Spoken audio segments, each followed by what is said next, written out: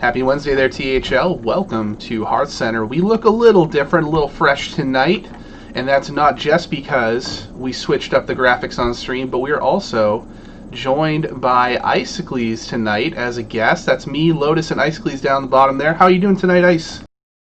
I am good. How are you? You know, I'm feeling good. Feeling good. Lotus, welcome back. Always good to have you here. How are you tonight? I'm feeling good, Donde. I'm excited for everything that we have. So much juicy content. Yeah, absolutely. Jam-packed show. As you can see down in the bottom left is where you'll now find our agenda.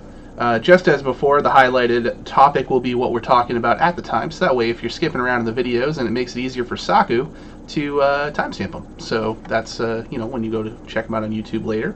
If you're not happening to watch with us right now, you can do that and just see exactly what you want to listen to. So that being said, we have 5 topics tonight. We're going to talk about the Pro lineup recap, which is the lineups that we saw in Pro this past week compared to what we've been typically seeing throughout the first 4 weeks of the season. Then we're going to go into the recap of Pro Week 4.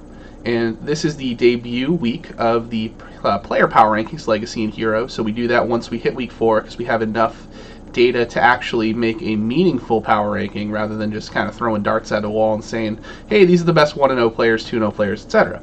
So we'll do that. And then we'll finish off, as we always do, with the Pro Week 5 preview, which is the upcoming week, of course. And just as an ongoing segment, in case everyone has not been aware, if you do sub during the show at any point, we will do a little brief overview of your season so far, about a minute recap of what's happened to you in every series. So please feel free to hit the subscribe button if you have not done so already. It's much appreciated, and it is free if you have Amazon Prime. So thanks for tuning in. And what do you say, guys? What do you want to talk about the pro lineups?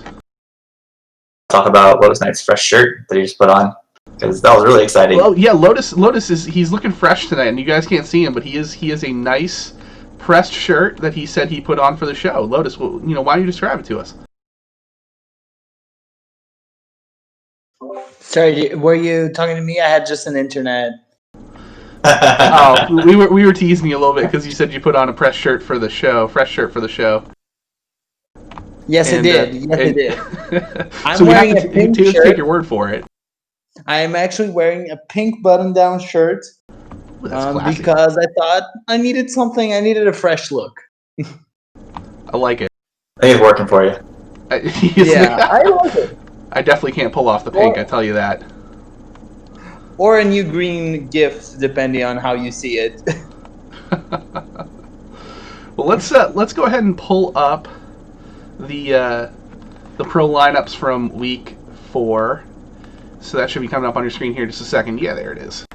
All right. So the lineups that you see up at the top there are all the lineups that had at least 4 instances of being played this past week.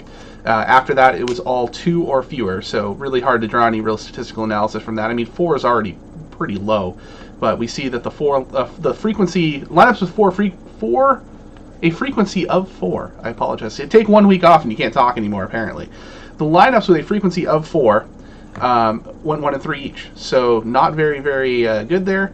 And then we had a couple at the top that did all right. So Lotus, I know you really dug into this here. I'll let you take it away.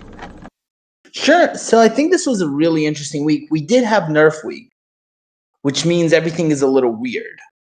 And we kind of see 4 classes or 5 classes that dominate all lineups, those being Demon Hunter, Rogue, Mage, and Warrior. As you can see, the 3 biggest lineups had them. Some of the lineups tried to slot in Druid and Priest, but those were not as successful stats-wise. We can see some very interesting win rates. Paladin win rate just spiking, which is definitely surprising. Yeah, yes, you did. I think there's just a lot going on. And a lot changed, to be fair, because this submission was on Wednesday. And Wednesday was 2 days after the nerf, and way too much has happened ever since. So I think it's interesting to see that people went with the decks that we knew stable lists that weren't super affected by the nerfs, or that even if they were nerfed, they were still fine. Yeah, it's very interesting and important point you bring up that unlike the other series that are standard, Legacy and Hero, you don't have to submit a list. So you can pick your classes, and if new things develop by the time your match comes around on a Saturday or Sunday, Right. you have a couple extra days to change not only the archetypes, but the cards contained within those archetypes.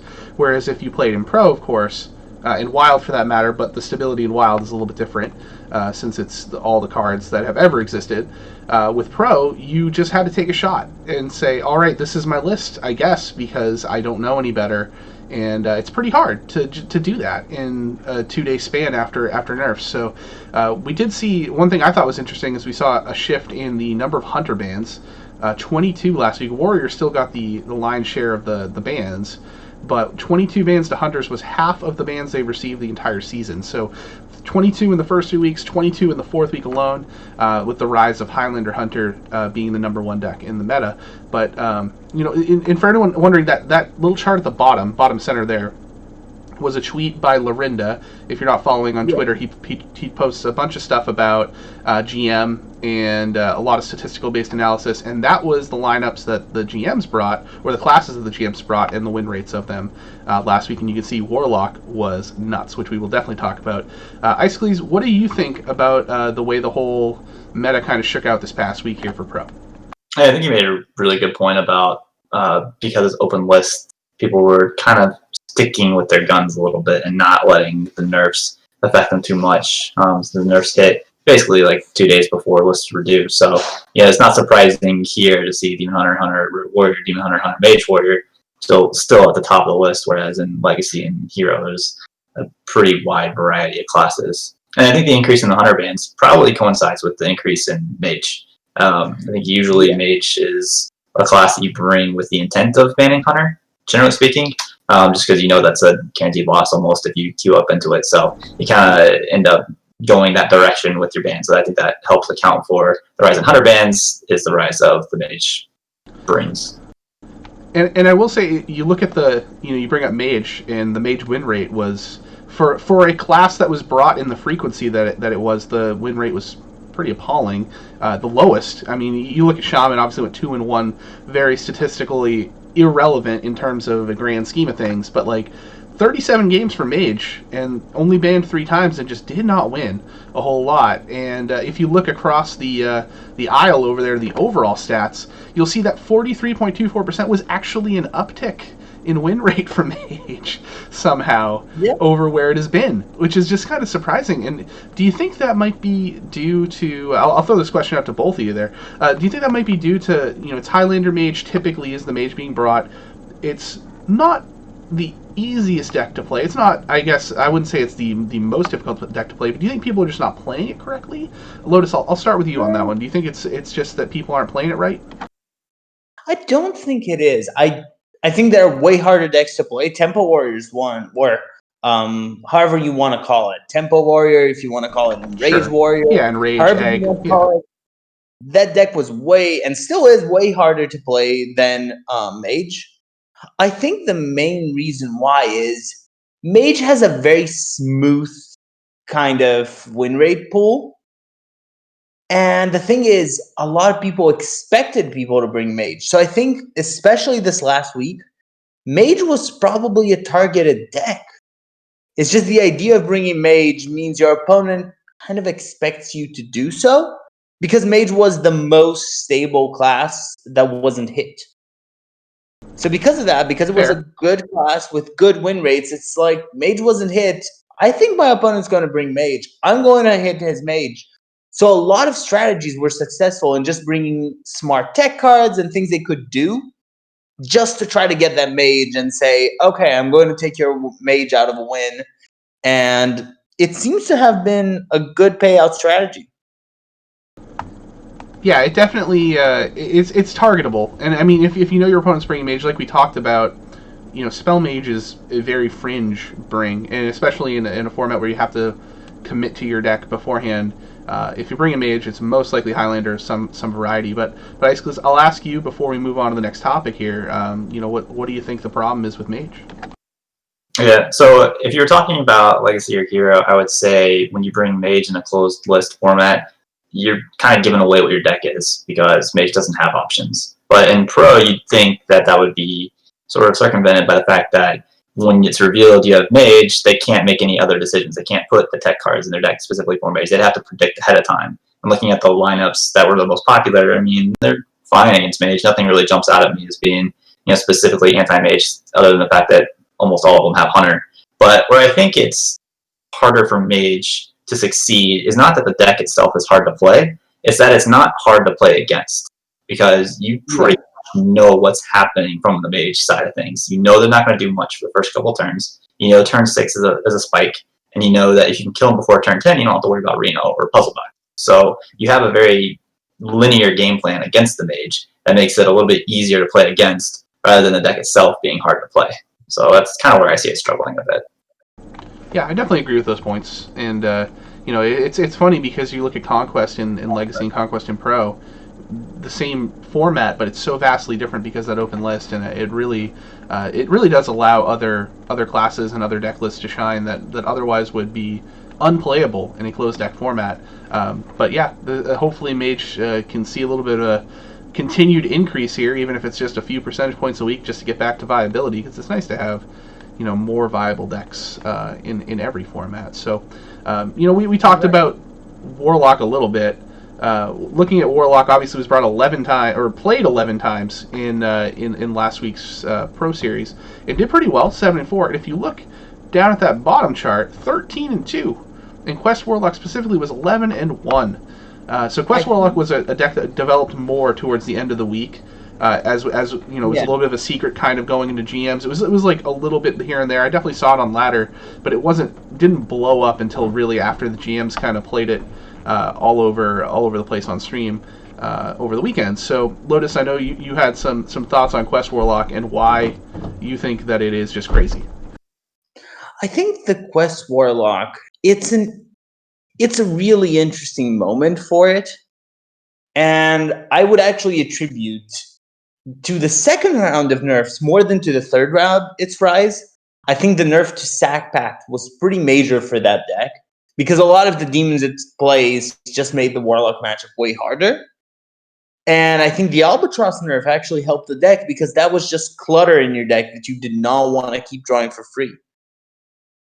I think those, as well as the nerf to some of the more aggressive decks, helped Quest Warlock just come out as a big player now.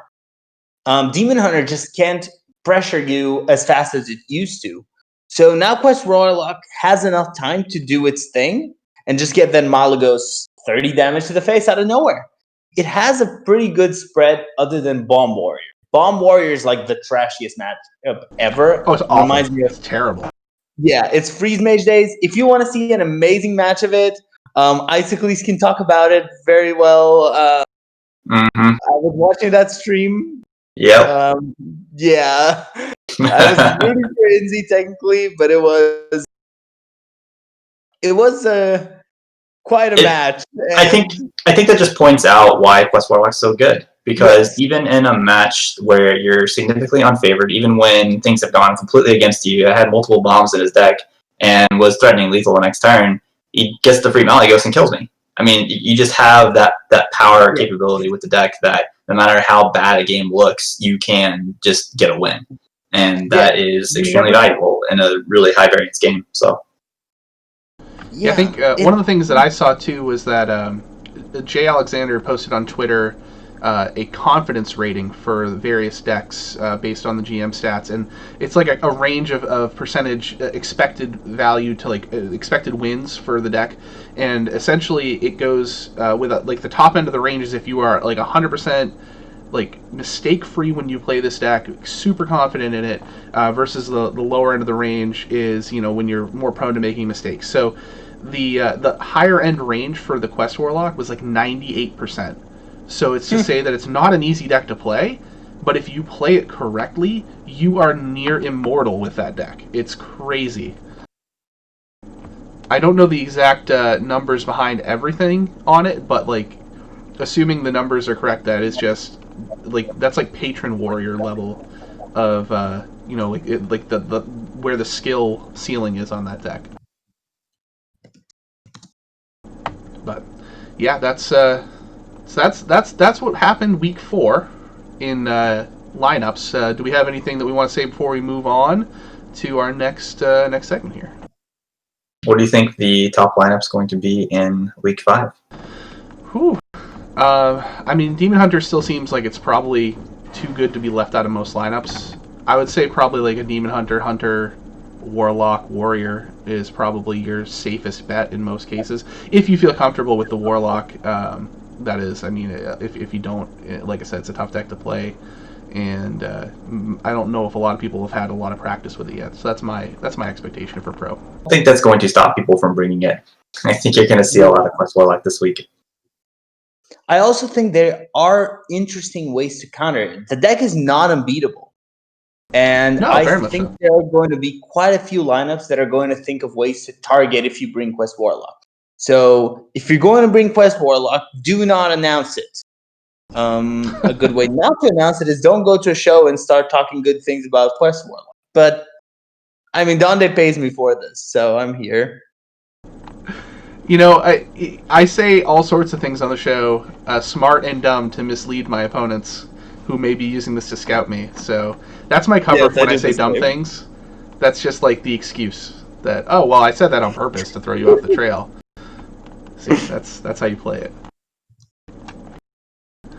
All right, so before we move on to the next segment, which is the Pro Week 4 recap, we did have a subscription in chat. You probably thought we didn't see it, Tweeg, but we saw it. So Lotus has been doing a little bit of recon on you over here over the last few minutes, and now we get to talk about you for a minute. So Lotus, what'd you find out about Tweeg? So Tweeg is the infamous 1 seed in Stay the Blazes Home, a brand new team that started this season. He's gone 2-1 so far in Pro because he took a break last week. He is an infamous Zoo player who was last night in a saloon and has beat Debs and swept Myanodon, but got swept by Pro Star ESO Glocta. Debs, not Dabs or Dibs, right? No, Dabs with Very an important. A. So, yeah, there are way too many of them. He made way too many alts. They're all booze. That would make sense, yeah. He is also facing Avi this week, who I think will be. I have to root for my teammate. I'm also facing Avi in Legacy, so I want him to win the others and lose Legacy, so he feels better. Well, that's very nice of you. All right. Well, thank you again, Tweeg, for your sub. It's very appreciated. And again, anybody who does sub, we'll talk about you at the end of whatever segment we are on at the time. And that segment we are now going to be on is the Pro Week 4 recap. So what the heck happened last week in Pro on a match level? But before we get there, you'll see the standings on screen. We've got the Palbot himself, Icicles, here with us tonight. So I wanted to go ahead and give you guys a little bit of graphic here that showed the power rankings for Pro, Icicles rankings, as well as THL Palbot. So why don't you take us through that a little bit, Icicles, and tell us, kind of what you guys do with Palbot, how you got your rankings, and kind of what everything means here, just for anybody who's not familiar with our awesome podcast that you're a part of.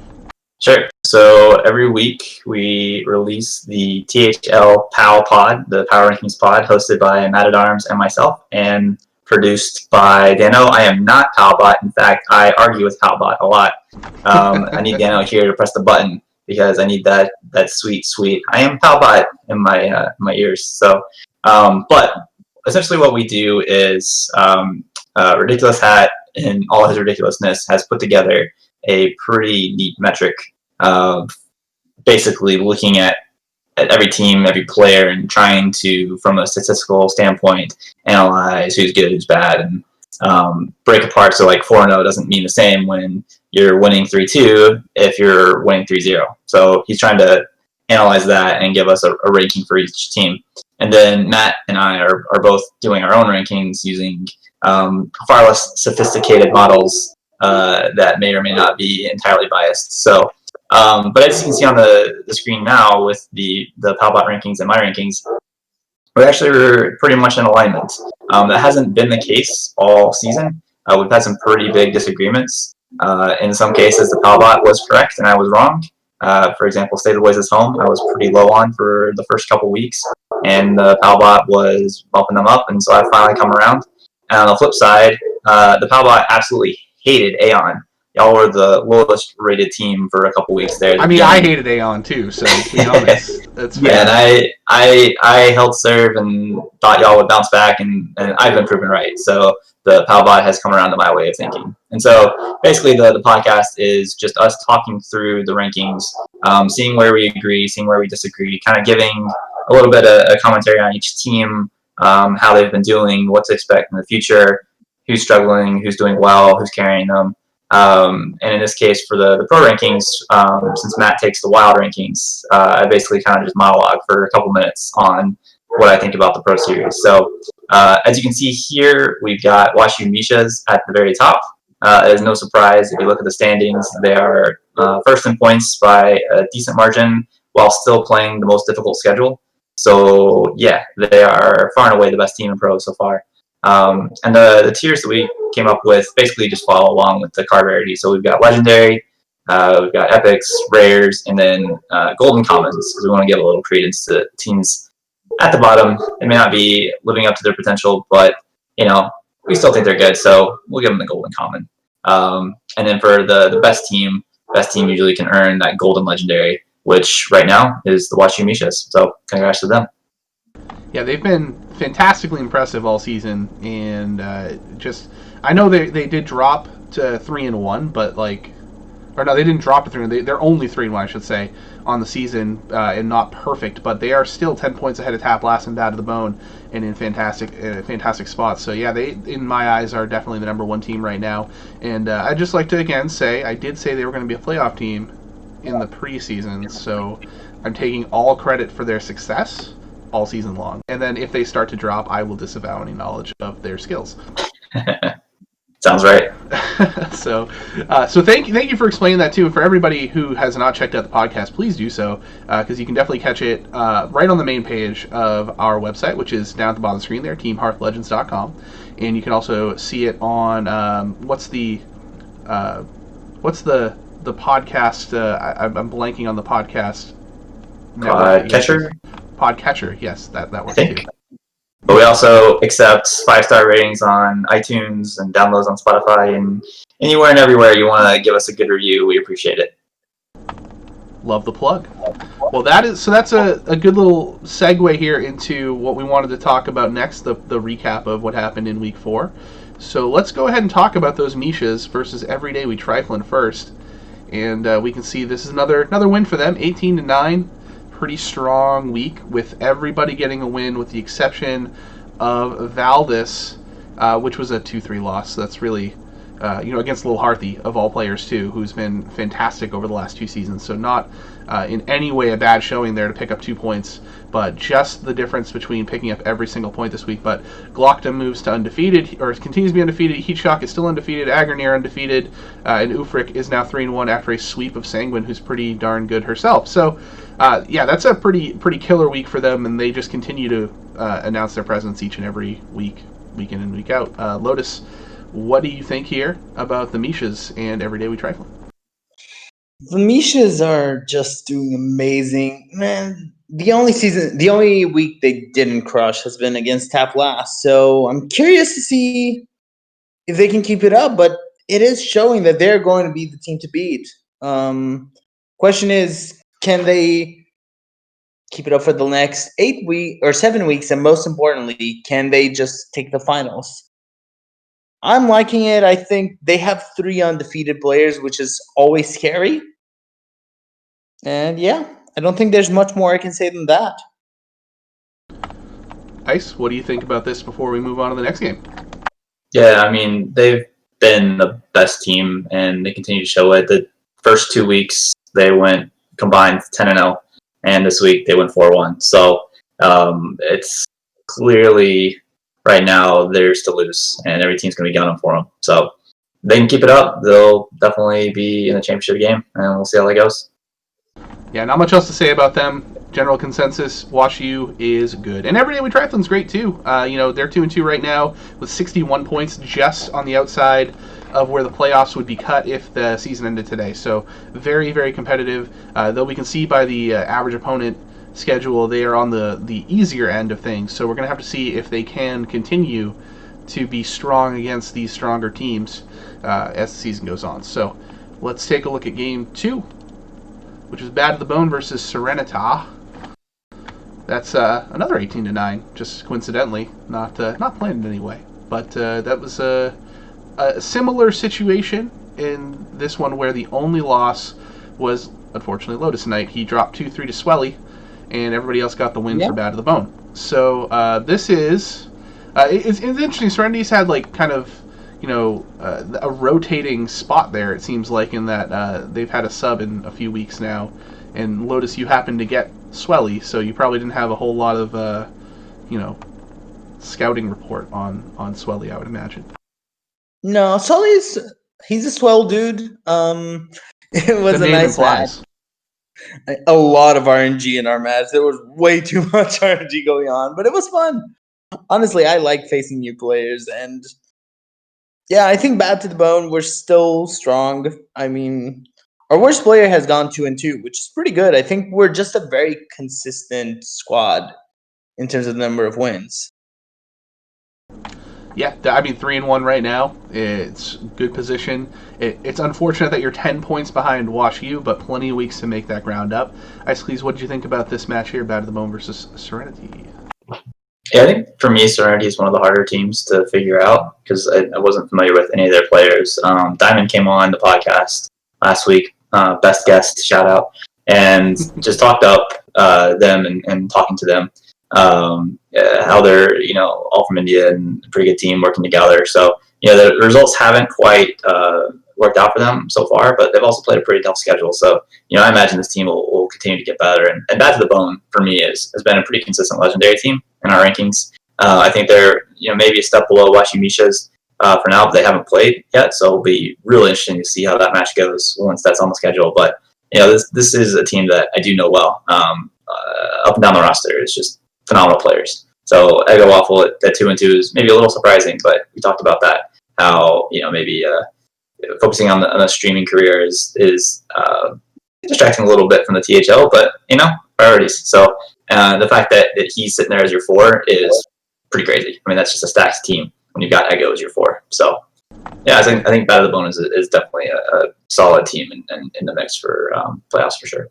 Yep, bouncing back pretty well from their disappointing season last time out. They have, unfortunately, as we can see, only played the scrubbiest of teams such as Aeon, which is why their AOS is pretty low. I'm just kidding. Nobody's a scrub in this series. Everyone is a strong team, but Aeon started out very poorly, and they smacked us in week 1 pretty soundly. So we'll see, again, just like we talked about every day we trifling, if Bad to the Bone can continue to do well against the teams that are higher ranked here in the standings. So moving on to match number 3, which is Tap Last versus the Unknown. Two teams kind of on the opposite end of the spectrum here, with Tap Last now being they are 3-1, and the Unknown, just removed from a back-to-back playoff appearances, I believe, are now 1-3. So this is 17-7 again. 4 players winning for Tap Last, being Mick in the sub, C-Mac, Lawful Dog, and Typhoon. And then Twos took his first loss of the season.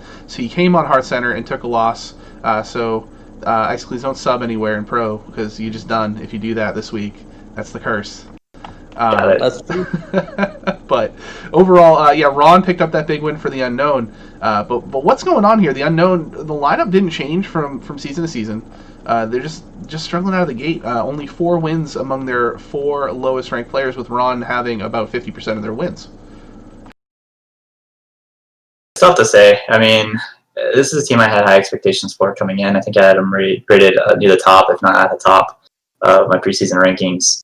Ron is saying that they're just a victim of their schedule going against the Mishas and Tap Last, which is fair.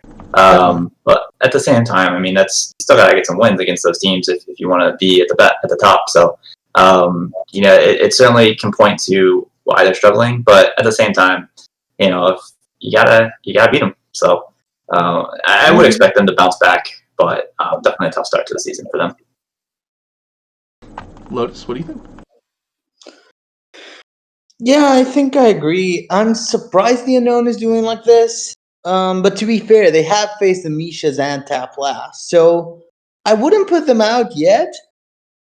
I think the meta is also changing a lot from last week to this one, so we're going to see what happens if they can adapt to a slower meta that's been seeming to form, and less of just aggro decks as has been kind of the case for the last 2 months. So we'll see whether it's just that their players are more used to this kind of a meta. And I do completely agree that Ron's hair is OP. That's not even up for debate. That's Yeah. If we're power ranking the hair, Ron is like just a solid number one. C-Mac is wondering if someone said slow meta, so he's obviously thinking Control Warrior. I mean, I would say it's a slow meta, yeah, right now. Quest Warlock is a thing because it's a slow meta.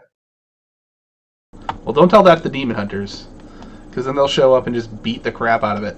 But let's move on to the next match, which is match number 4.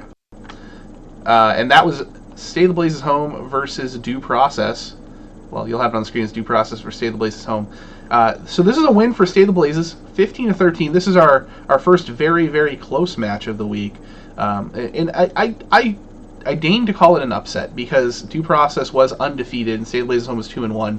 So 2-0-1 versus 2-1 is very, very close. And the match kind of shook out that way, as you would expect, with the teams trading blows. By the way, just for the record, everybody should know, it's Dr. B.O. MD, because he's a doctor, that's the MD, and his initials are B.O. I found that out when he emailed me for our match 2 weeks ago. I wasn't on the show last week, so I couldn't... Is everyone saying Dr. Bomb or Dr. Bomb D? It's Dr. B.O. MD. This is important info. Now you all know, never say his name wrong again. This is a public... Yeah, I'm going to keep saying Dr. Bombi, so... Then you are a jerk. So you have to answer to him, and if he has to save your life at some point, I'm going to tell him to just let you go. So, anyway. Nope, he's a doctor, he can't. Yes, do no harm. First, do no harm.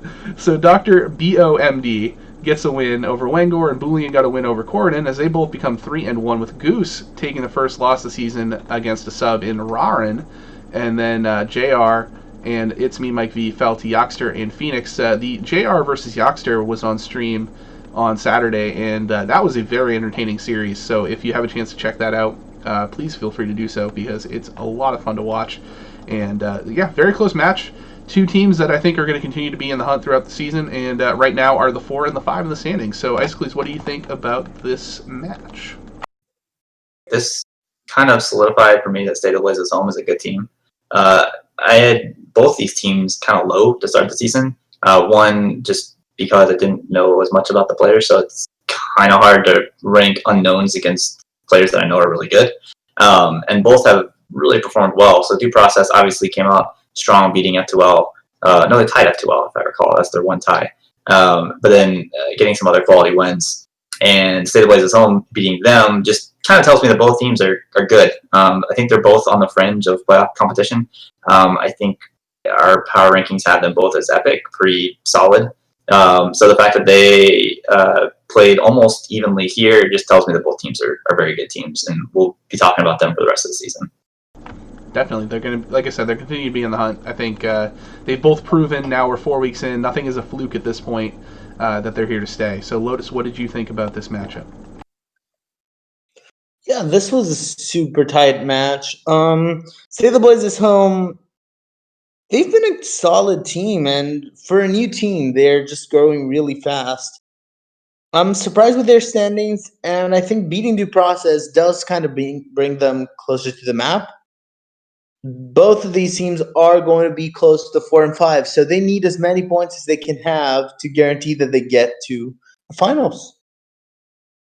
Yeah, the big test this upcoming week. We'll get to that in a little bit, of course, when we go to the preview. But for both of these teams, they're both playing very, very strong teams. So it's going to be a huge test for them to see if they can still hang around in the playoff contention as we move forward in the season here. So let's talk about match number 5, which was Aeon versus For the Boys. So Aeon finally seeming to get a little bit of momentum going here, and I, for one, am not biased anyway in saying that I am excited about that, and I believed in Aeon the entire time. So, Aeon, whatever. So Basting picks up the only win for 4 of the boys and takes out Markshire at the top there, 3-1. Fuel, Coles, Donde, and Arhat all get wins against Matadab, Smork, and Nine Eyebrows, with Donde getting the sweep. Toot. That went pretty well. There was a disgusting moment in one of the games where I really got super lucky, so we're not. Yeah, it probably shouldn't have been a sweep at the very least. But hey, points are points, and Aeon desperately needed that to move at least into the middle of the pack after having such a good season last season. So, I could keep talking about myself all day, but Lotus, what do you think about this match here? Oh, we can skip this one time. I think honestly, this was very important for Aeon because losing for 4 of the boys would kind of put them way too far from where they should be. This is quite an imposing win, and kind of make sure we continue to talk about them as a possible team and not as just, Aeon's also in the series. I almost said the L word there. I'm sorry. Oh, you get timed out of the voice call if you said that. Oh, wow. Okay. It was so close. I was trying to think of a substitute. So at least I managed not to say it. That being said, Aeon is still a good team. They did lose Typhoon, who was replaced by Fuel, the great player. I want to see if they can make it back. Can the comeback happen? We'll find out. I will say, Aeon was strengthened greatly by Arhat being insane last season. He started 0-3 this season, which is not to say anything about his skill level because he's phenomenal. But that just isn't sustainable to me that a guy that good would be winless 3 weeks in the season. He's bound to turn it around. He's going to start flying up the Aeon seed rankings here. So, Icicles, what do you think about this one here before we jump to our final match of last week? Yeah, I think that's exactly right. I think Arhat being 0-3 was a clear anomaly that is not going to continue. So, not surprising to see him starting to pick up wins and just pulling out for the boys. Asterisk, poor Diamond. I know he had high hopes for his team, and it's just not coming together yet.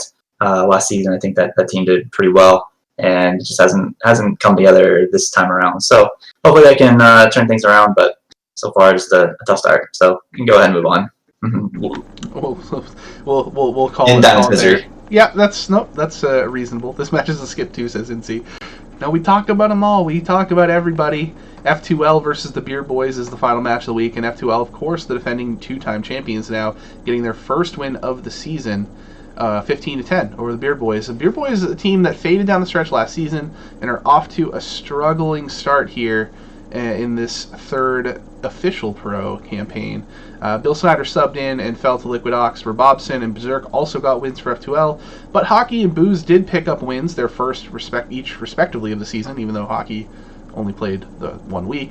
They picked up their wins to move to 1-0 and 1-3 on the season. So Beer Boys did pick up some points. So it's not the worst outcome for them, but they are 1 point off of the bottom of the standings now and have played one of the easiest strengths of schedule here, which I don't think bodes well for them going forward. Icicles, what is your impression of how this one ended up? One of my bigger surprise teams for the Beer Boys struggling. I mean, look at their roster and who they've got and what their records are. It just doesn't make sense. So, even though they've been off to a rough start, it wouldn't be surprising to see them maybe make a playoff run, but at least play spoiler to some of the better teams that are coming up in their schedule. Because like we talked about, Arhat starting 0-3, you don't expect On a Save to be 1-3. NZ should be 1-3. Hockey being added to the team is going to be good for them. I mean, getting the first win over Snake, definitely no small feat. So, I expect this team to do better going forward. And then for F2L, so I talked about the Palbot and I disagreeing a little bit. I've always been higher on F2L than the Palbot, and that's just because I know that F2L has a proven track record of back-to-back championships. And the fact that Snake and Itachi are combined 0-8 is just insane. Like, that doesn't track. That's not going to continue. So, not at all. They start winning, and then Ox, Robson, and Berserk just keep doing what they're doing, and this team is going to be a force for the rest of the season. So, and they're in the middle. They're not as far down as the Beard Boys are right now, so they're totally, not where they want to be, but they're totally within striking distance of a playoff run. So nothing to be too concerned with. Inzi says they're winning out straight 20-point weeks. So that would be a very impressive run for the next 7 weeks of the season. And I would, I will say right now, if you do that, you'll make the playoffs. Yeah. I don't think they need to do that well. I think if they win everything, if they win every week without winning every match, it might already be enough. So I don't think any team is out yet, especially since we're having a longer season. It's going to be 11 weeks. It was 11 weeks last season too, yeah. Yeah, but I mean longer than typical Legacy/Hero schedule. True. Hero's 11 weeks this season. It's gonna be crazy. Season it is, yeah. It wasn't last. But we're not talking Hero. Stick to Pro. Yeah. We're not. Well, I mean, we're going to talk about Hero in a little bit. True, we are. Yep. A couple players from it anyway. But first up, we're going to talk about Legacy power rankings. So, for those who are new to THL this season, Hearthcentre in general, this is kind of what the show was founded on, was us making power rankings. And over the last few seasons, it's kind of evolved a little bit in how we have calculated the player power rankings of the Legacy and the Hero series. So question number one that we always get is, why no Pro? And I guess now no Wild power rankings. That's because the seeds change in those as the season progresses. So naturally the players with the higher records will gravitate towards the tops of their teams and thus play the other people who have higher records on the respective teams. So that just kind of filters it out as a power ranking anyway. It's not quite the same as Legacy and Hero, where there's a PR. So that's why we don't do that. And the second question we always get is, how the heck did you come up with this? Well, thankfully, Hat automated most of my work, which was a couple hours every week doing this by hand. He thought I was an idiot, so he changed that all around so that way I don't have to do it anymore. But it's a formula based on how many wins you have as a player, how many game wins you have as a player, and who those wins have come against. So the better the players you're playing against, the better a bump you get in the rankings. So that's why it's not just a straight up order of how many games you've won. And so you'll notice that there'll be people who are better records that are lower in the standings than other players. And that's just how the formula Thanks for he doesn't get to do the yes. Trust me, the pain in my voice that I don't get to do the rankings manual anymore. No, I very much am appreciative that I don't have to do the rankings. I mean, I loved doing it, and I still like seeing where they all end up, but not having to calculate it out by hand is pretty awesome. So, I just want to know that I will still complain about the results, and I will still blame Donde, and I will still accuse him of manipulating the data, because that's why I was tired. The second founding principle of the show, when the first guests were the other hosts were Jamies and Markshire, was that they just accused me of falsifying data all the time and yelled at me for how the formula played out. So again, I will take all the blame. Hat had nothing to do with the formula. That is all me. So even though he engineered the spreadsheet, he didn't actually have anything to do with the formula. So don't direct complaints there. So we've babbled about this enough. So why don't we reveal the power rankings? So we always start with the honorable mentions, which are the 5 players who are just outside the top 10. You may know them as 11 through 15, mathematically speaking. So the Legacy honorable mentions are, from 15 up, Mike Lowe, Adamos, MMI, Ghost, and I'm going to attempt to say the name as Avogui. I hope I'm correct. They could also be from Wisconsin, and their name is Avog. I don't know. I'm just trying to guess. So those are your players that are just outside the top 10. And as you can imagine, they're all 3-1 or 4-0 in Adamos' case. And at this point in the season, most of the players, if you're not 3-1 or better, you're not making the top 15, unfortunately, because we are just still that kind of clustered up. So any thoughts, guys, before we show the top 10 here? So a couple real quick. How is Adamos not in the top 10? That's insane. The man is just on a tear. And shout out to Mike Lowe, my teammate, for tearing it up for us in Legacy. Appreciate his hard work and big wins so far. So a lot of it is because of Donde's rule that number of game wins matters a lot. So the fact that he won all of his matches as a 3-2, even though he has been doing amazing, it puts him a little bit backwards. Yeah, it's essentially the net game score is, how many games you've won versus how many games you've lost. So a 3-0 naturally is better than a 3-2 or a 3-1 for that matter as well. I should also point out that if you get a DQ loss, you lose a lot of points. So don't DQ. I don't really need to tell you guys not to DQ. Also, if you DQ win, you still get bonus for showing up and emailing your opponent. So you're not getting completely hosed if you do get a DQ win. It's just not as impactful as if you actually play. So if you want to move up the rankings, play matches and try to reschedule if your opponent really can't make it. Another PSA. We're just full of PSAs tonight. So let's talk top 10. Actually, before we talk top 10, because it's going to take me a few seconds to set up the stream for that, I will say you mentioned Avogui specifically. So yeah, he's got 6 points on the power rankings through match wins, 5 points for net game score, and his strength of schedule points is 2. So he's got a total of 13 on the standings here, which actually made him the highest of the players that were tied at 13, which was also MMI and another player, Ghost, who was just outside the top 50. Or no, he was on the top 50. Well, that's some prime news. And you know what's really prime, Donde? What is really prime, Lotus?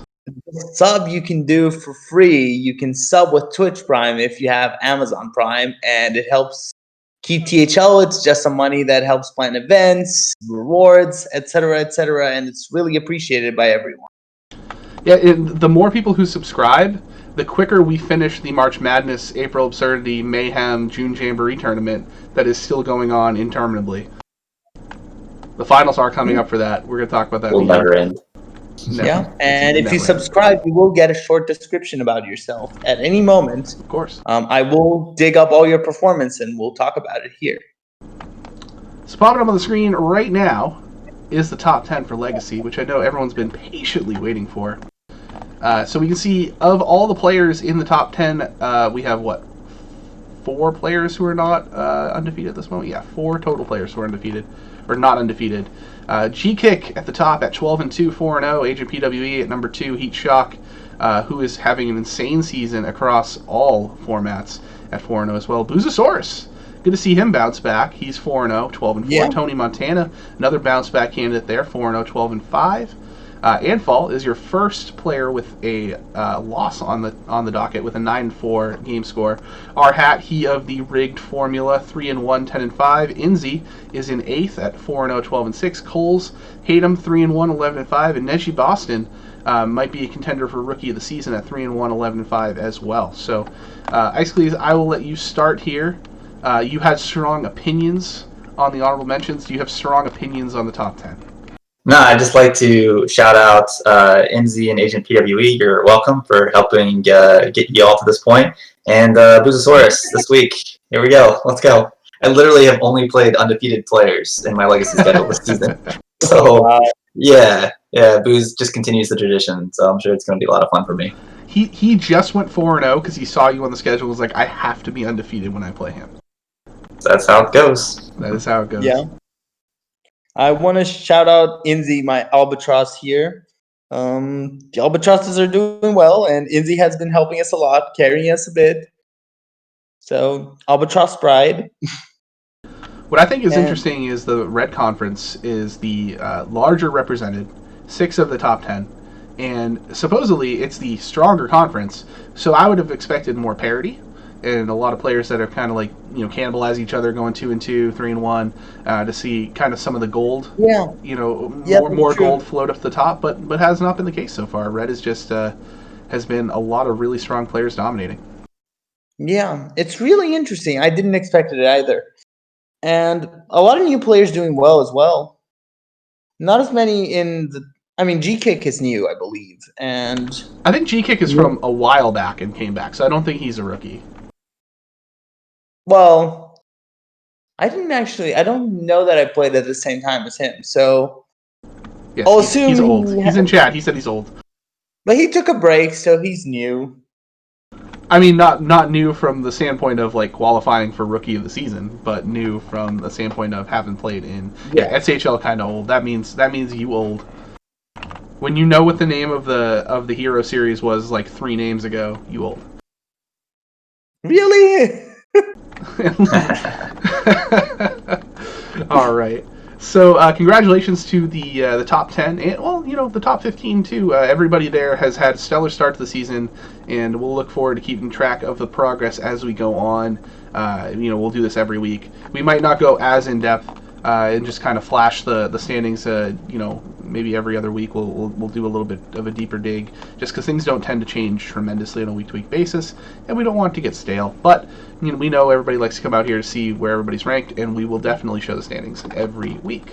So, Hero is our second PPR reveal of the night. So just like with Legacy, we're going to start with the honorable mentions, and they will be your 15 through 11. And guess who is number 15? Hooray! Hey, it's Icicles. I did it. See, you did it, man. You made it. Top 15. Way to go. 3-1. All these players are 3-1. The Chronic, Dabs, Starlax, and Blue Spartan.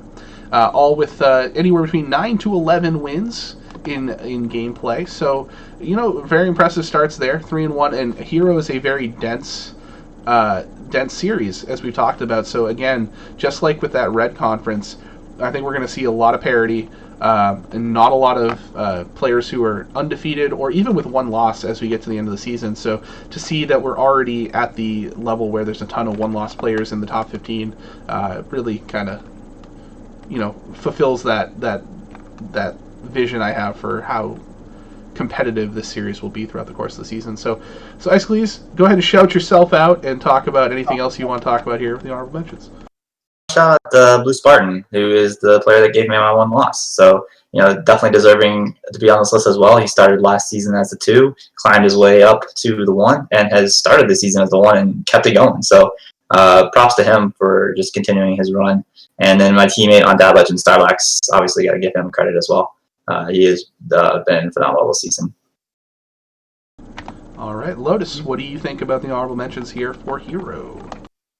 Well, first, I'm going to thank Hat for making sure our guest feels welcome by being on the list when he comes here to guest. So he gets thanked when good things happen, but he doesn't get blamed when the bad things happen. Is that how it works? That's exactly how it works. Yeah, I'm going to blame you. Honestly, these are all good players. They're actually all consistent players. They're players who've been in THL for a while, so it's nice to see them here. Yeah, this is a mix of players that Dabs is newer to THL. Icicles, I know you're not new to THL, but you've only played for a couple seasons compared to like Blue Spartan's been around a long time, Starlax's been around a long time, the Chronic has been around for a while, and I guess you would kind of consider him. He plays in multiple series, but Hero has always seemed to be the series he is the best at. Yeah. So it's not surprising that he's in the top 15 at all. Mm-hmm. All right, so let's talk about the top 10. These are, again, just like the Legacy rankings, 4 players at 3-1, and the rest are all at 4-0. Our number 1 player is Shadow Ranger, 4-0, 12-4. Based Ink at 4-0, 12-3. And Electabuzz at 4-0, 12-1. So that, I think, is where the contention will arise because of the 12-1 being only 3rd place, which we can go into that in a little bit here. But Itachi is your first ranked player with a loss at number 4, 11-3. And A2 Battleship still 4-0. Pasca still 4-0. Chubbs Peterson's Hand with the longest name in THL at 4-0. He's the reason the color has to stretch this far across the screen because his name is humongous. But a fantastic reference nonetheless that I appreciate. JR Juggerlaw 3-1. Lotus, you are 3-1 and in 9th place. And the last champ is 3-1 as well at 11-5. So congratulations to all the players here, of course. Lotus, I'll let you start. What do you want to say about the top 10? Honestly, I think everyone who's here has had a great season so far. Hero has had a lot of consistent names. I don't see as many new players as the other series, and we see it here. Like, all of them have been in THL for a while. I want to shout out my team for having 3 people in the top 10. Based Ink, Chubbs Peterson's Hand, and myself. Very happy for the birds. Spies that fly. Flies. Yeah. That's pretty crazy. Yeah, strong when one team has 3 players in the top 10. That means that team is pretty good. Yeah. Also, there's a chance if Avi loses and I win, we're going to have Avi in the 2 seed. So That's gross. that would be insane. That is just not fair. Being in the 2 seed is already gross. Don't even pretend like that's not already a rigged situation. No, the team should already not exist, to be honest. But It's literally the 2 highest people in true PR as the 1 and 2 of a team. I mean, come on. It's called roster construction right there. That's how you do it. It's pretty that good. was how I told Avi that we're going to do this team. I messaged him like, "Hey, what do you think of making the dumbest team ever?" He's like, "Yes." That's all. Anyone would be silly not to take you up on that offer. So. Yeah. All right, Icicles, what do you think about the top 10 here?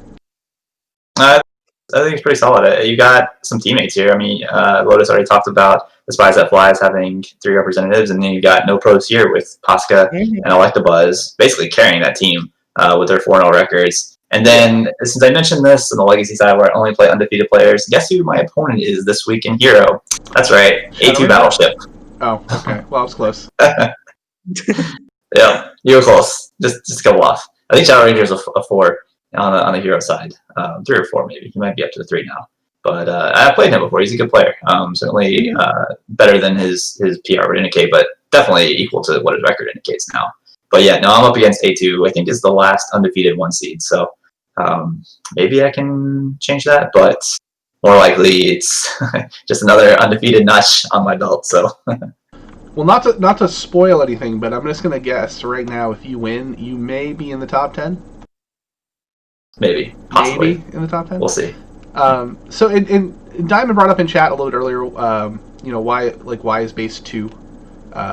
For example, Electabuzz is 12-1 at 3. Base is 12-3 at 2, and Shadow Ranger is 12-4 at 1. So like we said, if you just look at the game score, it doesn't make total sense on the surface. So I'm looking at the chart right now. Shadow Ranger has what we consider to be 3 significant wins.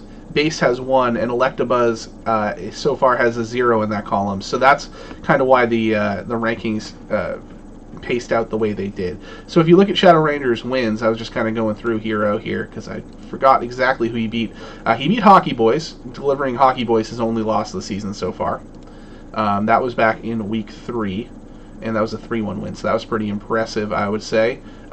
He did beat Cone, who rip THL Cone. But he beat the Chronic, also on the list as you saw before. He swept him. Mm-hmm. So actually, the sweep was the other major win for Shadow Rangers. So those are big wins over big players who are very much at the top, 15 to 20. Because I think we saw. We obviously saw the Chronic in the top 15, but we didn't see Hockey Boys. He's just outside the top 15. So that would explain why the rankings are there. What is a significant win? A significant win is not an insignificant win. Yes, that is true. It is a win against a player who is highly ranked at the time you play them. So similar to the AOS stat when you're talking about the standings, it means that you played a player who was 3-1 at the time or 4-0 at the time, and then you beat them. So if you play a player who finishes the season like 6-3, but they were 0-3 when you play them, you don't get points for a significant win. And also, if you play them and they're 0-3 and they finish 6-3, you didn't beat them because that's statistically impossible. I think Diamond is just upset that Base's win over Diamond is not considered a significant win. That might be it. But yes, Diamond is correct. If you beat Chubbs right now, who's 4-0, that would be a significant win. Absolutely. So hopefully that helps explain a little bit of how that works. So I guess we're just having a lot of fun tonight because we're already at 5 past 10 on the East Coast, and we haven't even touched our wild show. Yeah, we're wiling out a little bit. Shout out to Wiling Out.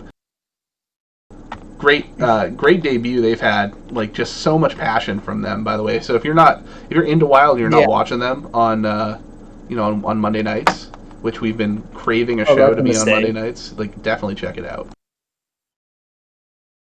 But we want to talk about Pro Week 5, right?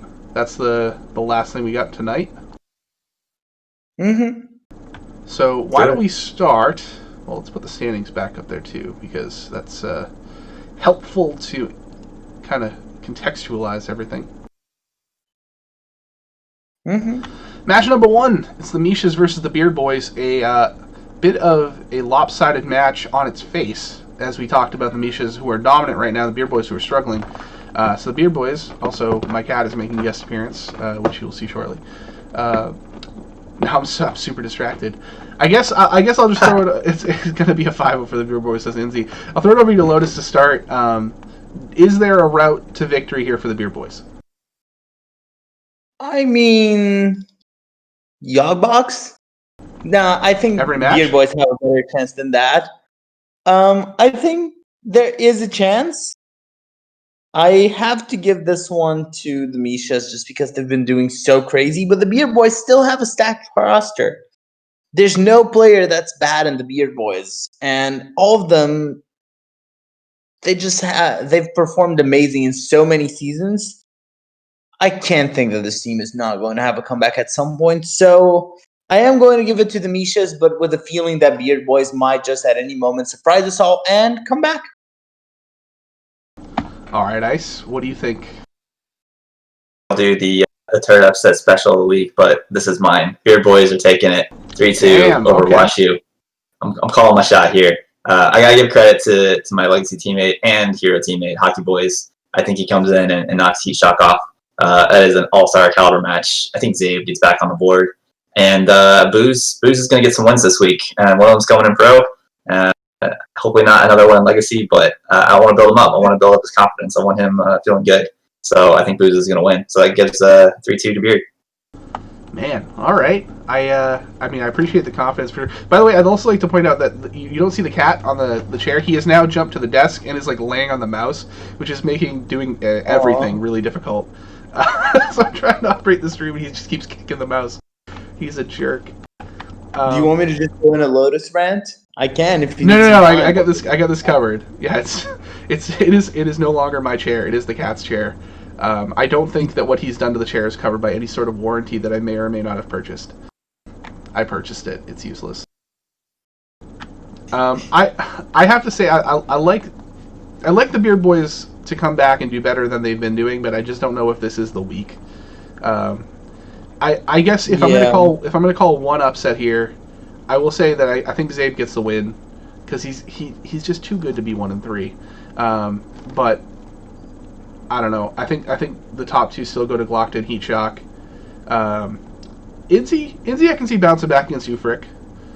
And Booze, I don't know, maybe Booze is just putting all of his effort into Legacy at this point, man. I don't know. So, yeah. This is the week he focuses on Pro. This is the week he focuses on Pro, now that we've talked about him. Yep. Yeah, Captain's gonna focus on Pro. So I'm gonna go with I'm gonna say it's a closer one. I'm gonna say 3-2 in favor of the Mishas. Alright, let's now that my cat has relented a little bit and allowed me to actually move the mouse.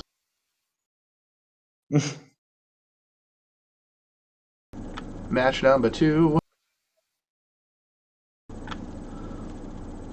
Bad to the Bone versus Stay the Blazes Home. So we talked about it in the recap section that this was going to be a big week for both Stay the Blazes and for Due Process because they both have very tough matchups. So this is the first one of those two, with Bad to the Bone versus Stay the Blazes Home being a humongous match. I think this is where if Stay the Blazes wins this, then they cannot be denied. I think at that point they cannot be denied as one of the best teams in Pro. The question I have is, will they beat Bad to the Bone? So the question I asked you, Ice, will they beat Bad to the Bone? I am going to say no. I think they have definitely proven themselves as a top team, and I don't think losing to Bad to the Bone would take anything away from that. But I still think Bad to the Bone is one of the best teams. Probably just about at Washimishi's level, but certainly slightly better than Stay the Blazes Home, and I think that kind of carries this week. All right, Lotus, what do you think about how this one ends up? Yeah, I mean, I'm biased here. Super biased. I think Bad to the Bone is going to win. I think it's going to go... Honestly, Avi versus Tweak is an amazing match. If they want to play on stream, Schoolstone is still looking for a match on either 1 p.m. or 3 p.m. on Saturday, Eastern. Also, if anyone would like, please DM me. I'm always looking for matches for Schoolstone, and it's a very fun show to be on. That being said, yeah, there's Avi versus Tweak is a great match. I think A2 is going to beat Wangor. I think Ego Waffle is underrepresented as a 2-2, and so is Farron. So I think it's going to be a 4-1 with me losing for Bad to the Bone. All right, so I did shout this out a little bit at the beginning. The Yoxer versus JR Juggerlaw match that was on Saturday last week that you still can watch on YouTube or our Twitch channel. Yoxer played very, very well during that, and I am a believer that he is better than that 2-2 record as well. And Ego Waffle, as we know, is an insane player, but I would not count this out as an automatic stomping. Ego has struggled a little bit in THL this season. Yoxer's looking good in the last week here, and I think I'm going to call that as my upset of the week, as Yoxer gets the win over Ego Waffle. Lotus, you and Corridon should be a very tight match. I think I'm going to go ahead and make this, I'm just going to go ahead and make this my upset of the week the entire way. I'm going to say Save the Blazes Home gets the win. I'm going to go with, we'll go with Phoenix, Yoxer, and I'm going to go with Wangor over A2. So that's my call. 3-2 Stay the Blazes Home. Avi and Tweak should be a 5-game series. I think most of these will be 5 games, to be honest with you. I don't think there's just going to be any real stomps here. So that's my call. Shout out to Stay the Blazes Home. You better win now, because if I have to come back next week and talk about how you guys lost 5-0, I'm going to be very upset. All right, let's go ahead and talk about the next game, which is Tap Last versus Due Process.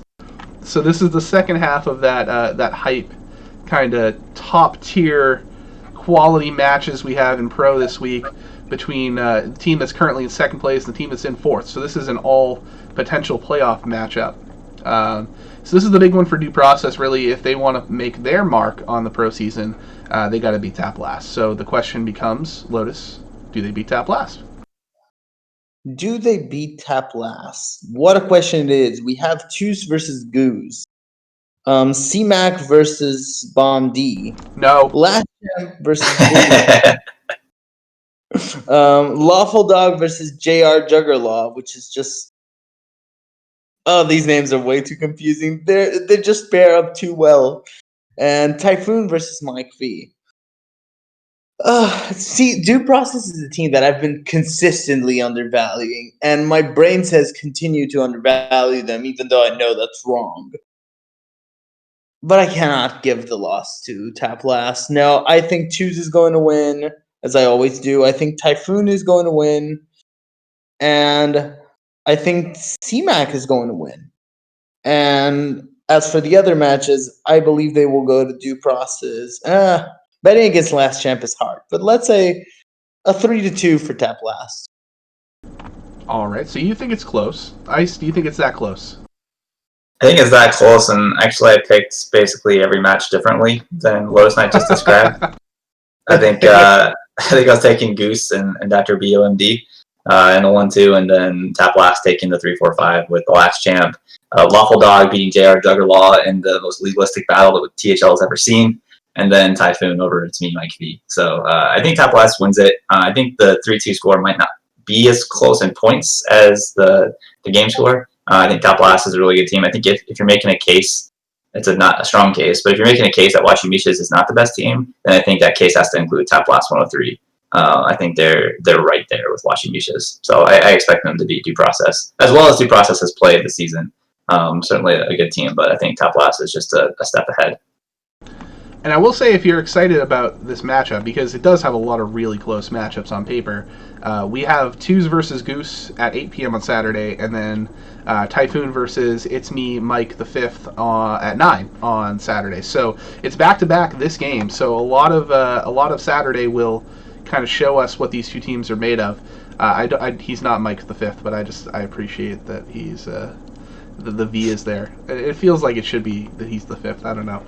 So yeah, I'm gonna say this is it's a tough one to pick this as well. I think Tap Last wins it, But yeah, 3-2 seems like the right line there. I would say I'm gonna go with C-Mac, and we'll go C-Mac, Typhoon, and I'll give the last champ the third spot. Since I'm saying 3-2, I gotta pick 3. So I'm gonna say that we go with a split on stream with Goose winning and Typhoon winning on Saturday. So tune in for that. That should be exciting. Hopefully, Dano unfortunately had something come up where he was not available to cast with me, and it happened so late in the week that unfortunately I had a solo cast on Saturday, which was an interesting experience. So if you want to hear someone babble for a while and then be extremely excited to do an interview with somebody because he got to talk to somebody after an hour of talking to himself, it was a pretty fun stream. It's like you're recreating Castaway. Basically, Yoxter came into the channel, and I was just like so thrilled to talk to someone. But yeah, that was fun. So we've got our fourth match of the week here is Everyday We Triflin' versus For the Boys ***. So this one is another pretty interesting match. I mean, everything's interesting at this point in the season because everybody can still be, is still alive. So we've got Everyday We Triflin' at 2-2. I think a strong 2-2. And For the Boys reeling a bit at 1-3. We have to see if they can get back on track here. Icicles, do you think that they get back on track this week against EDT? Diamond earmuffs.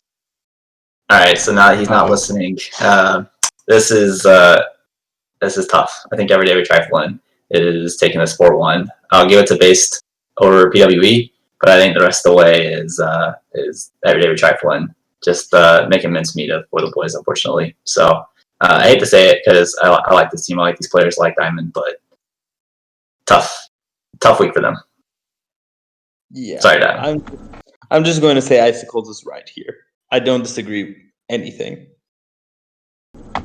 Wow. Okay, so that's some succinct analysis from both of you, and now I have to be the one to, I guess, either throw the full caster curse on For the Boys, or on Everyday We Triflin' rather, or say For the Boys is going to win. Jeez, yeah, that one seed matchup is crazy though. Like Base is playing so well, and Agent is also playing so well. That one I can see going either way. I will say against my better judgment, because I feel like PWE is going to go ahead and make me pay, for saying it. But Base will win this one. I got Little Hearthy, I got Jimmy Eat Shoes in the 2-3. Smork is a good player, and definitely drew very poorly against me when we played. So I think he bounces back against your Mumked with a win, but I think Sanguine is, I mean, not that Nine Abra is a bad player, but Sanguine is much better than 1-3. So I'm going to say 3-2 win for Everyday We Triflin'. So we'll go full caster curse on Skittles' team. I guess we didn't do the matchup of Skittles versus Diamond, since they're both captains that don't, that don't play on their respective teams. So who wins in a Skittles versus Diamond match? Oh, that definitely needs to be on stream. We need a show match there. Yeah, make it happen. We'll do a bring 10 ban 6 for Skittles versus Diamond. Yeah, I think Skittles takes it 3-1 because Diamond always gets his traditional trademark 1 victory. Yeah, I'm not going to take a stance in that because I've played for Diamond before, and Skittles was my duos partner. So I think we've all played for Diamond at some point, right? Like I played for Diamond. It's like a rite of passage. Yeah. All right, moving on to Diamond playing THL. Yes, you can. You are allowed to play. We don't stop you from playing just because you're captaining. You can do both. He is playing. He's in another series. That's true. He is actually. We don't talk about other series here. We're talking about Pro only. It's fine. But I wanted to talk about Diamond. Well, then go on that show. I did. You did. Aggressive Donde. Aeon versus Serenity is the fifth match. This is I appreciate the brevity in both the team names. Simple team names rather than Everyday We Triflin', so many syllables. You just have to sing it. It makes it better. I'm not going to do that. Just not going to. So Aeon versus Serenity. So I find it interesting just looking at the records for Aeon here. 4 of us at 2-2, and then Had at 1-3. This really needs to be a week that I think that Aeon gets in the driver's seat and takes a bunch of points. I hope that we can do that. So, Markshire, don't mess up, please. LotusKnight, what do you think's going to happen here? Yeah, I think I agree. This is actually a very important week for Aeon because Aeon has been having a rough time. They're starting to make a comeback. Not scoring a high number of points against Serenity is not going to look good. So you need to do well if you want to continue growing, and I think this is kind of the core week to do it. I think that's completely accurate. Icicles, what do you think? So I have a question for you, Donde. Can I change my name back in the THL Discord? Should I answer this before or after you say what you think's going to happen in this match? Probably after. Go ahead. Change it back. So you know how I was talking about being on another show? Well, I went on that show, and I may have picked every single one of the hosts to lose. And I feel like I need to continue that trend. So I think Aeon's going to win, but I think you're going to lose. Thank you. That this will fuel my probable tilt off the face of the earth when something bad happens in the match and I lose 3-0. Yes. How many witchy lackeys can you draw in a single game? Okay, so I forget who it was. No, I think it was Agent PWE. Like I played him on ladder, and I got like 2 witchy lackeys out of 2 lackeys, and I was just like, you thought this was confined to stream, but it's not. It happens to me regardless of whether it's on stream. It's like a tree falling in the woods. It still happens. Like, it makes noise. Like I still get witchy lackeys even if y'all don't see it. It just is constant. So it's yeah, one of their TS. Thank you, CMAC, for the math lesson as well. That's fun. I couldn't remember if it was CMAC I played against or PWE that happened against, because I know I've played CMAC like a billion times on ladder too for some reason. But yeah, so I'm hopeful that we come out. We do put up some points here. We definitely need it this week. I mean, Serenity needs it too. But I do think Aeon will win. I'm going to give us a 4-1 win. I will say Coles loses because I hate him. Sure. No bias. No bias. No bias at all. None. This is just me getting back at him for being on the Legacy Power Rankings, which makes me so sad. All right, final match of the week, and the final thing we will talk about on this extra long Hearthcentre is F2L versus the Unknown. The F2L getting their big win for the first time last week. Unknown still sitting on 1 win of their own. So this is a battle near the bottom. Well, not near the bottom. F2L is in the middle of the standings right now, but relatively towards the bottom by comparison to some of these high-powered matchups that we have this week. So we're looking at, as we talked about, Snake and Itachi needing to get off the schneid there at 0-4. Will they do that this week against Brushtoon and Solo Jazz respectively? And then you've got the powerhouses at the top of F2L, who have just rotated losses at the worst possible times to just barely have F2L not be able to get, multiple wins this season. I feel like they're right on the cusp of, dominating once more. So, LotusKnight, we'll start with you here. What do you think happens in our final match of the week? So this match is kind of a, can F2L get it started, and can the Unknown get it started? So if I think Liquid Ox, Rebob, and Berserk are great players, but they are facing 3 really good players as well. Romaxico, Desharmo, and Catman are all super solid. So the question, I think F2L might be able to get 2 on the top. I don't think they're able to get 3 wins there. So the question is, can Snake and Itachi come back? And a 0-4 record does not look pretty, but I can't think that either of them is going to be 0-4 for that long. I have to say I think F2L wins this one, and I'm hoping Snake and Itachi just start it up in pro again. Icicles, do you think F2L gets the win here? I think this was the toughest match for me to kind of figure out what was going to happen. I think both these teams have kind of underperformed slightly. I think F2L has gotten back on track, whereas the Unknown is still kind of struggling. It's difficult. I think I end up here with Snake and Itachi both getting their first win, and then only needing 1 win out of that top 3 instead of all 3 needing to win. And I gave that to Robobson over to Sharma, which, I mean, all these matches are just incredible matches against really good players. But I think Snake and Itachi both get their first win, and F2L squeaks out a close one over the Unknown to keep on their return track and unfortunately further solidify Unknown's kind of middling towards the bottom of the standings.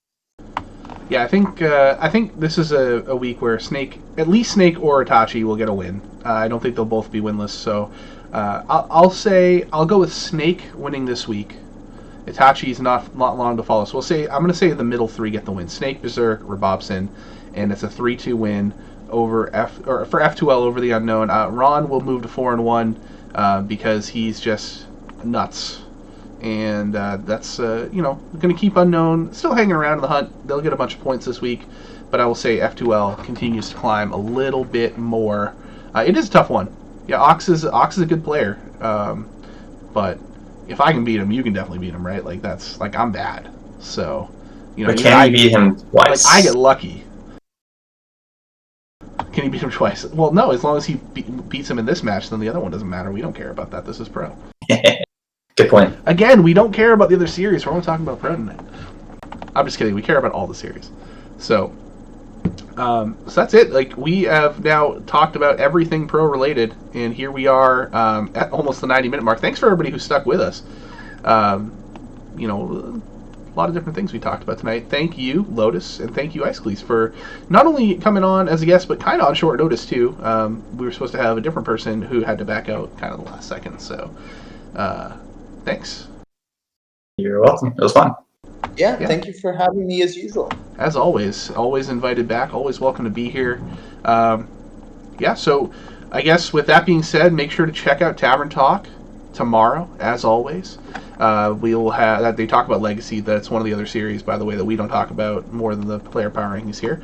But you should check that out because it's fun. Friday, Saturday, Sunday.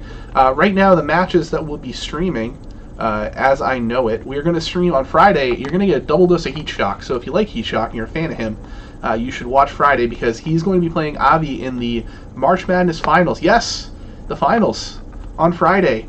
And for those who are wondering, that's still in the month of May, so we will be not having June Jamboree. We will be finishing May Madness Mayhem in the month of May. So that's at 8 p.m., and then he will reset to play Ron Mexico at 9 in his Legacy match. And as we mentioned, Saturday is All Pro with Goose and Twos, Typhoon, and It's Me, Mike V. Sunday, right now, we have the one match is Saku versus Shunsui at 2 p.m. And as Lotus mentioned, he's looking for a match at 1 p.m. or 3 p.m. to fill out that lineup. And at the moment, we have one match on Sunday at 8 p.m. That's MMI versus No Glocko in Legacy. That's a huge match, too.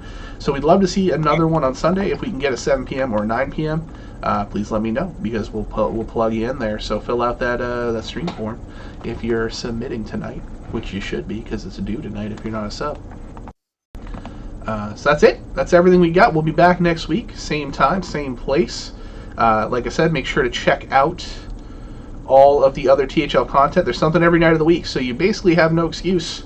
You can always tune in and see something here. And thank you again for subscribing tonight, and everybody else who's considering doing so. Please remember to subscribe and help us out. It's free if you have Amazon Prime. That's how we pay people for winning the 4-month-long tournament of March Madness. So that's cool. Other than that, good luck in your games. Good luck until next week, unless you're playing against Aeon. Then I wish you only moderate luck, and us better luck. And Lotus, Icicles, thanks again. Thanks, everybody. We'll see you later. Have a good night. Good night. See y'all.